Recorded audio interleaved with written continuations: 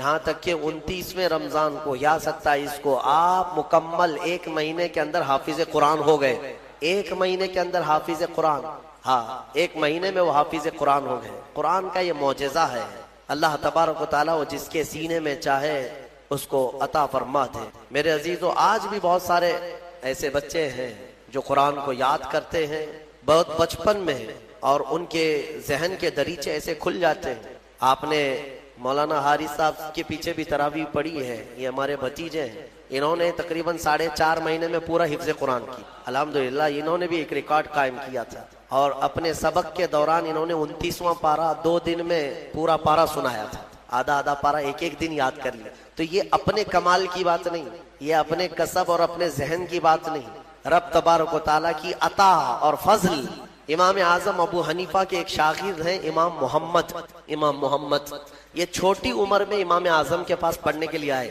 داڑھی نہیں تھی، چھوٹے تھے. تو امام اعظم ابو حنیفہ رحمۃ اللہ علیہ کے پاس بڑے بڑے ان کے جو شاگرد تھے، علماء تھے، محدثین بیٹھتے تھے. اس میں ایک چھوٹی عمر کا لڑکا آیا ہے. تو امام اعظم نے ان کو ٹال دیا کہ جاؤ بعد. لیکن شوق اتنا تھا امام محمد کا کہ وہ ہٹنے کو تیار نہیں. امام اعظم ابو حنیفہ نے ان کو ٹالنے کے لیے کہا کہ بیٹا میں انہی کو پڑھاتا ہوں جو حافظ قرآن ہوتے ہیں، تم حافظ ہو؟ کہا حافظ تو نہیں.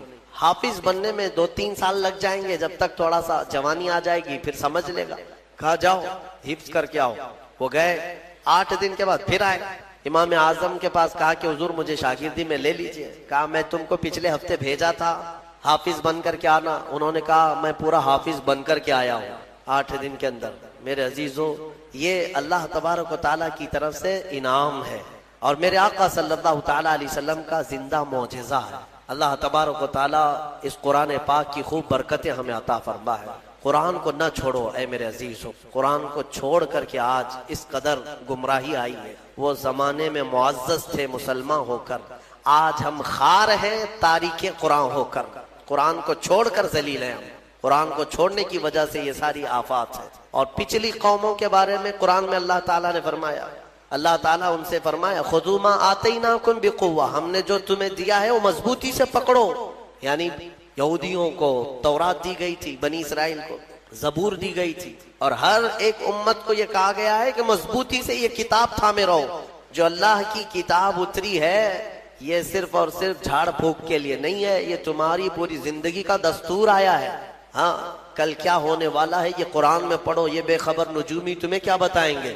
قرآن عظیم تمہاری زندگی کا پورا دستور العین ہے. اس کو چھوڑ کر کے ہم ادھر ادھر کی آج ٹھوکروں پر مجبور ہو چکے ہیں. میرے عزیز و حیرت ہے ہماری قوم کو، طوطے کے پاس جا کر کے ہاں اپنا بھوش پوچھتے ہیں چٹھی نکال کر کے کہ میرا بھوش کیا ہونے والا ہے. وہ بھی سڑک چھاپ آدمی جو طوطا لے کر کے خود سڑک پر بیٹھا ہے، وہ لوگوں کا مستقبل بتا رہا ہے. ہائے یہ اس کی بیوقوفی نہیں ہے، اس کے پاس جانے والے کتنے بڑے بیوقوف ہیں. مستقبل تمہارا بتا رہا ہے اور خود جو ہے سڑک چھاپ بنا ہوا ہے.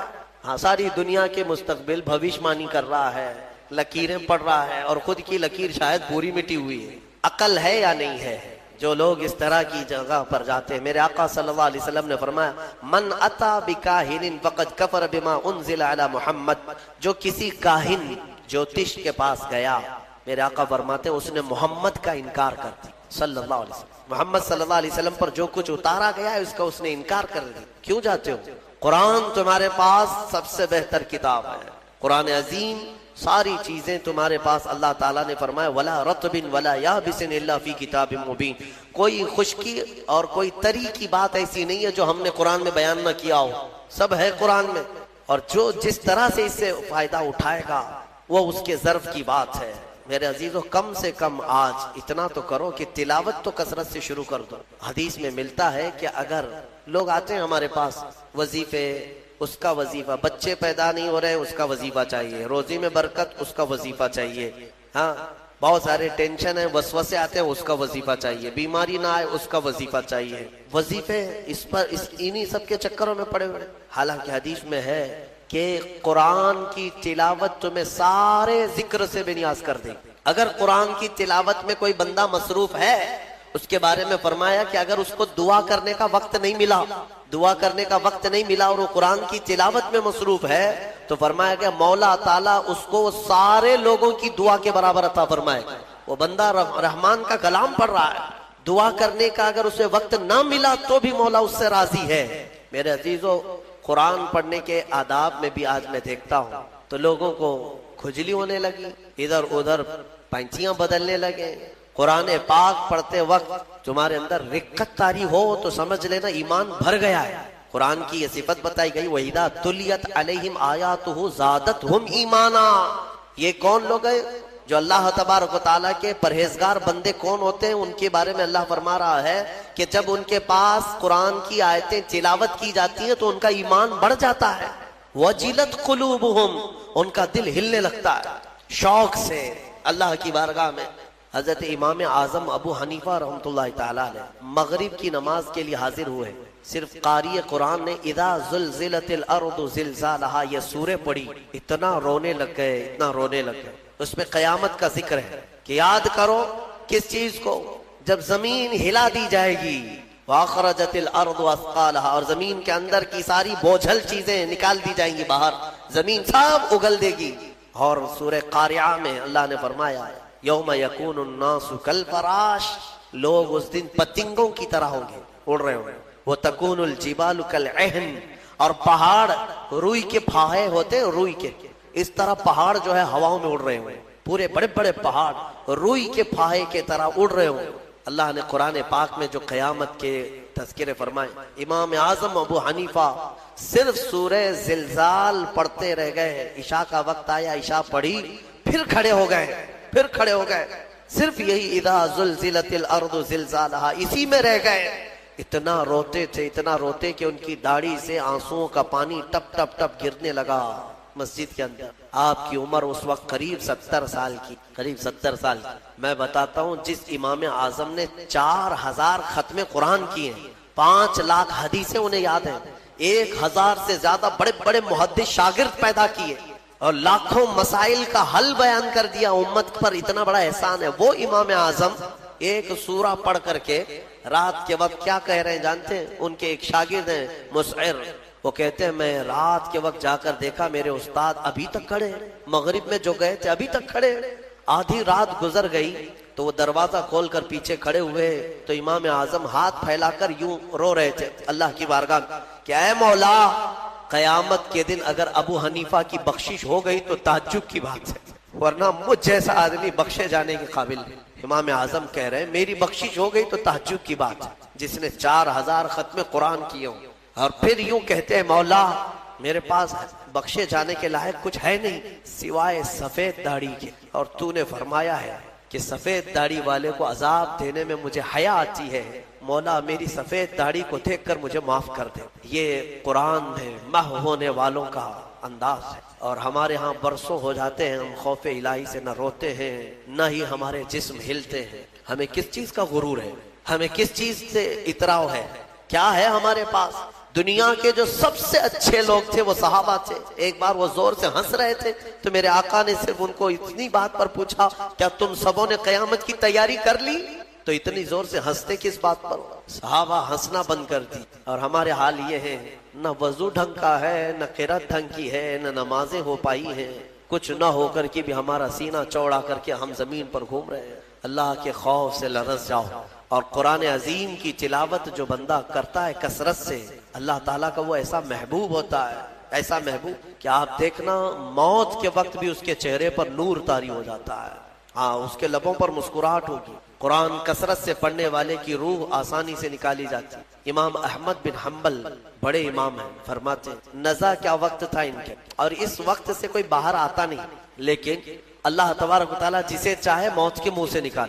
ان کے ساتھ ایسا ہوا کہ قریب موت کا وقت آ گیا اور سانس جو ہے پھڑکنے لگ گئی، ہلکی ہلکی ہو گئی، لگتا کہ اب روح نکلے گی، تب روح نکلے گی۔ اسی اسنا میں وہ کہتے ہیں کہ شیطان قریب آ گیا، شدت کی پیاس لگی، اور شیطان کس کی بات کر رہا ہوں؟ امام احمد بن حنبل، شدت کی پیاس لگی تھی اور وہ پانی لے کر قریب آیا اور بار بار مجھے اپنی طرف بلاتا تھا، کیونکہ پانی کے لیے آدمی کہیں پر بھی چلا جائے۔ وہ کہتے ہیں کہ مجھے اندازہ تھا کہ یہ ابلیس ہے، مجھے بہکا رہا ہے، لیکن پانی کی خواہش بھی ہے۔ اور اس کے بعد وہ آپ سے بحث کرنے لگا کچھ معاملات پر، موت کے قریب، جبکہ بولنے کی طاقت بھی نہیں۔ تو اچانک ایک خوبصورت نوجوان آیا، اس نے گھونسے مار مار کر کے شیطان کو بھگا دیا، شیطان بھاگ گیا، ڈر کر کے بھاگا۔ امام احمد بن حنبل کہتے ہیں مجھے سکون ہوا، کم سے کم اس کی شرارتوں سے بچ گیا۔ وہ نوجوان اتنا حسین تھا، بہت خوبصورت تھا۔ میں نے اس سے پوچھا کہ میں نے تجھے زندگی میں کبھی دیکھا نہیں، تو کون ہے؟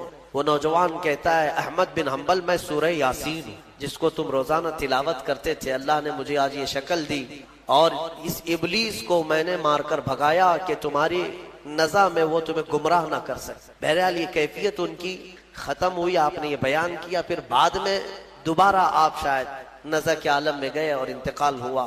لیکن میرے عزیزو اندازہ کرو، اتنے بڑے امام جن کا حال یہ ہے کہ لاکھوں حدیثوں کے وہ حافظ ہیں، ان کے ساتھ ابلیس اخیر وقت میں ایسے شدت سے گمراہ کرنے کی کوشش کرتا ہے، تو ہمارا اور تمہارا کیا حال ہے؟ اگر کوئی چیز اس وقت بچائے گی تو یہ اللہ کا کلام۔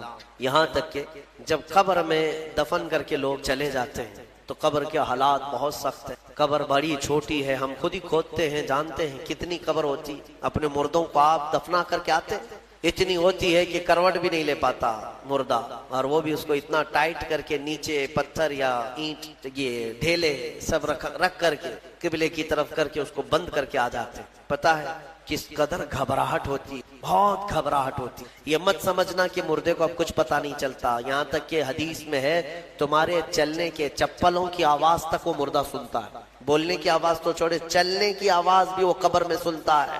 ہر چیز زندوں کے کانوں سے زیادہ کان اس کے تیز سنائی دیتا ہے۔ اور جب لوگ چھوڑ کر کے جا رہے ہوتے ہیں وہ اس قدر گھبراہٹ کا شکار ہوتا ہے کہ اس تنگ و تاریک کوٹھری میں پہلی بار اس کو ڈالا گیا ہے، زندگی بھر کبھی اتنے چھوٹے گڑھے میں نہیں سویا۔ ہاں اب حضور پاک صلی اللہ علیہ وسلم نے فرمایا ہے، رشتہ داروں کو بھی کہا ہے کہ دفنانے کے بعد تھوڑی دیر بیٹھ جاؤ قبر کے پاس کہ اس کی گھبراہٹ کم ہو۔ لیکن کون بیٹھتا کون ہے؟ سب کو اپنی جلدی ہے، عزیز لوگ بھی نہیں بیٹھتے، نکل آتے ہیں، بھائی ہوں، باپ ہوں، بیٹے ہوں، سب نکل کر کے آ جاتے ہیں، اللہ ماشاء اللہ۔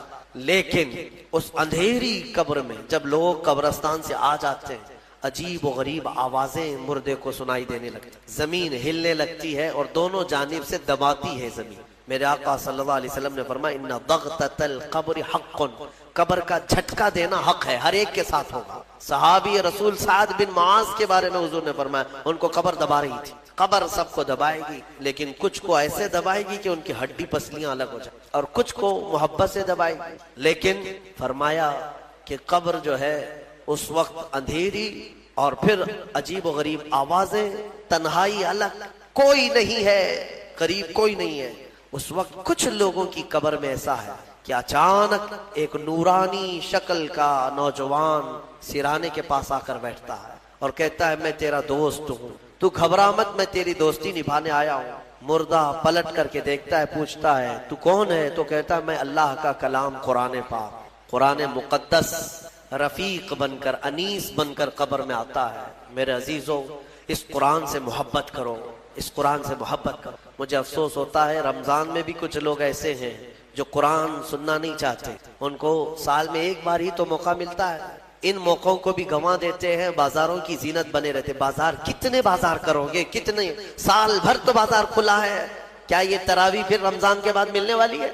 ضائع کر دیتے ہیں۔ ایک تو تم حافظ قرآن ہو نہیں، قرآن گھر میں پڑھتے نہیں، ایک حافظ تمہارے ہاں آ گیا سنانے کے لیے اللہ کا کلام، اس کے لیے بھی پیچھے بھاگ جا رہے ہو، تو گویا کہ تم قرآن کے ساتھ بہت ناانصافی کر رہے ہو، قرآن کو پیٹ پیچھے ڈال چکے، اس کے حقوق نہیں ادا کرتے۔ گھروں میں جا کر کے دیکھو تو بہت اونچے طاق پر اس کو رکھ دیا ہے۔ قرآن پر تو اتنی دھول جمع ہوتی ہے کہ اتنی دھول نہ فریج پر نہ ٹی وی پر، ٹی وی اور فریج اور واشنگ مشین تو روز صاف ہو جاتے ہیں، قرآن پاک پر ہاتھ بھی نہیں لگتا۔ کیوں قرآن کے ساتھ یہ دوہرا سلوک ہے؟ یہی تو ہے میرے عزیزوں، 3 نبیوں کا ذکر ایسا ہے کہ جنہوں نے جیسے ہی پکارا اللہ نے فوراً ان کی دعا قبول کی۔ ایک ایوب علیہ السلام، تینوں کے جملے سن لیجئے، تینوں کے جملے۔ ایوب علیہ السلام کو آزمائش میں مبتلا کیا گیا تھا، سخت بیمار ہوئے تھے، انشاءاللہ وہ 23ویں پارے میں ان کا تفصیلی ذکر آئے گا۔ بہت سخت آزمائش میں مبتلا تھے، جسم پورا بیمار۔ اس وقت انہوں نے جب ان کی زبان کٹ گئی تھی تو یہ جملہ کہا تھا، وَأَيُّوبَ إِذْ نَادَىٰ رَبَّهُ أَنِّي مَسَّنِيَ الضُّرُّ وَأَنْتَ أَرْحَمُ الرَّاحِمِينَ، وَأَنْتَ أَرْحَمُ الرَّاحِمِينَ، اے مولا تکلیف تو مجھے پہنچی ہے لیکن تو ارحم الراحمین ہے، تو سب سے زیادہ رحم کرنے والا ہے۔ اس کے فوراً بعد اللہ فرماتا ہے فاستجبنا له فکشفنا ما به من ضر، ہم نے ایوب کی دعا سن لی اور جو انہیں تکلیف تھی فوراً اس کو ہم نے دور کر دیا۔ یہ ایوب علیہ السلام کی سن لی، ادھر یونس علیہ السلام کی سن لی۔ یونس علیہ السلام کا جملہ کیا تھا؟ لا الہ الا انت سبحانک انی کنت من الظالمین، اس کو اسم اعظم بھی کہا گیا ہے، بہت تیز دعائیں قبول ہوتی۔ تیسرے نبی کا ذکر ہے حضرت زکریا علیہ السلام، اولاد نہیں تھی، بڑھاپا آ گیا تھا، تب انہوں نے یہ کہا تھا ربی لا تذرنی فردا وانت خیر الوارثین، اے میرے رب مجھے تنہا مت چھوڑ، مجھے اکیلا مت رکھ، تو بہترین، تو خیر الوارثین ہے، بہتر وارث دینے والا ہے، سب کا بہترین وارث تو ہی ہے۔ تو یہ دعا حضرت زکریا علیہ السلام کے اللہ کو پسند آئی، اے اللہ مجھے اکیلا مت چھوڑ، تو خیر الوارثین ہے۔ اللہ فرماتا ہے فاستجبنا له ووهبنا له یحییٰ، ہم نے زکریا کی دعا سن لی اور فوراً ان کو یحییٰ علیہ السلام کی شکل میں بیٹا عطا کیا۔ تین دعائیں میں نے آج آپ کو بتائی ہیں، ایک ایوب علیہ السلام کی، ایک یونس علیہ السلام کی، ایک زکریا علیہ السلام۔ ایوب علیہ السلام نے بیماری میں دعا کی، یونس علیہ السلام نے اندھیریوں میں دعا کی، زکریا علیہ السلام نے بے اولاد ہونے پر دعا کی۔ یہ تینوں معاملات ہماری زندگیوں میں آتے ہیں، کوئی بے اولاد ہے، کوئی پریشان حال ہے اور کوئی بیمار ہے۔ یہ تین دعائیں یاد رکھیں، اللہ نے فوراً ان آیتوں کے بارے میں فرمایا، ان کی آیتوں کے بعد فرمایا، ہم نے فوراً قبول کیا ان کی باتوں کو، فوراً قبول کیا۔ یقیناً اللہ تبارک و تعالیٰ آج بھی قبول کرنے والا ہے۔ اور ایک آیت اللہ تعالیٰ نے اس بارے میں ارشاد فرمائی، مولا کریم فرماتا ہے کہ یہ سب نبیوں کے ذکر کے بعد یہ سورہ جہاں ختم ہونے کو آیا، آخر میں جہاں سورہ ختم ہونے کو آیا، اخیر سورے میں رب تبارک و تعالیٰ آخری نبی کے بارے میں فرماتا ہے وَمَا أَرْسَلْنَاكَ إِلَّا رَحْمَةً لِّلْعَالَمِينَ، محبوب ہم نے آپ کو سارے جہانوں کی رحمت بنا کر بھیجا ہے، رحمت بنا کر بھیجا ہے۔ رحمت کا مطلب کیا ہے؟ رحمت جس کے ذریعے سے خوشیاں ملے، جس کے ذریعے سے مشکلات حل ہوں، جس کے ذریعے سے اللہ تعالیٰ تمہاری مصیبتوں کو دور کرے، وہ رحمت ہے۔ ماں بیٹے کے لیے رحمت ہے، باپ بیٹے کے لیے رحمت ہے، یہ سب رحمتیں ہیں۔ اور اللہ تعالیٰ کی سب سے بڑی رحمت اس دنیا میں کوئی ہے تو وہ محمد الرسول اللہ کی ذات صلی اللہ علیہ وسلم، وہ سب کے لیے رحمت ہے، وہ سب کے لیے رحمت ہے۔ حتیٰ کہ آپ کو میں بتاؤں، زمین و آسمان اس بارے میں لڑائیاں کرتے ہیں، زمین اور آسمان۔ اعلیٰ حضرت نے اس کو اپنے نعت میں لکھا ہے، خم ہو گئی پشت فلک استان زمین سے، یعنی آسمان بہت اپنی ڈینگے یعنی اپنی بڑائیاں بتا رہا تھا کہ مجھ میں چاند ہے، مجھ میں ستارے ہیں، مجھ میں سورج ہے، یہ سارے بڑے بڑے سٹار آسمان اپنے اندر رکھتا ہے۔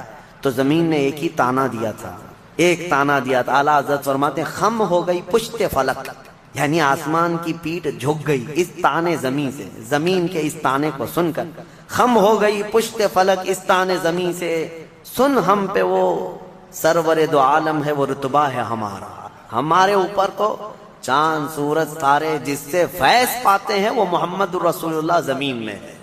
میرے عزیزو، آپ کو میں بتاؤں، رسول پاک صلی اللہ تعالی علیہ وسلم ملائکہ کے لیے رحمت ہیں کہ نہیں؟ میں آپ سے کچھ سوالات کر رہا ہوں۔ اور اللہ کی کئی عالم ہیں، عالم یعنی کئی دنیا ہیں، کئی جہاں ہیں، ہاں وہ ہر عالم کے لیے ہیں رحمت ہے۔ وہ ملائکہ کے لیے رحمت ہے، جنات کے لیے رحمت ہے، نباتات کے لیے رحمت ہے، جتنے اللہ تعالیٰ کی مخلوقات ہیں سب کے لیے کیا ہے میرے مصطفیٰ؟ رحمت ہیں۔ شاعر نے بڑے اچھے انداز میں کہا ہے وہ ہر عالم کی رحمت ہیں، کسی عالم میں رہ جاتے یا ان کی مہربانی ہے کہ یہ عالم پسند آیا، یا ان کی مہربانی ہے کہ یہ عالم پسند آیا۔ میرے عزیزو، یہ قربان جاؤ میرے مصطفیٰ کریم کے اس روئے زمین پر کہ آقا ہمارے درمیان میں، ورنہ وہ ملائے اعلیٰ میں رہتے، وہ فرشتوں کے درمیان رہتے، وہ جنتی حوروں کے درمیان رہتے، لیکن مولا رسول کریم صلی اللہ تعالیٰ علیہ وسلم کو ہمارے درمیان میں رکھا۔ یہ حضور کی اپنی پسند تھی اپنی امت کے ساتھ رہنے۔ اور یہ بھی میں آپ کو بتا دوں، قیامت کے دن کیا میرے نبی صلی اللہ تعالیٰ علیہ وسلم پچھلی امتوں کے لیے رحمت نہیں ہوں گے؟ آدم علیہ السلام سے لے کر عیسیٰ علیہ السلام تک کے ہر امتی کے لیے حضور رحمت ہے، سب کے لیے رحمت ہے، سب کا حساب حضور کی شفاعت کے بعد ہونا ہے۔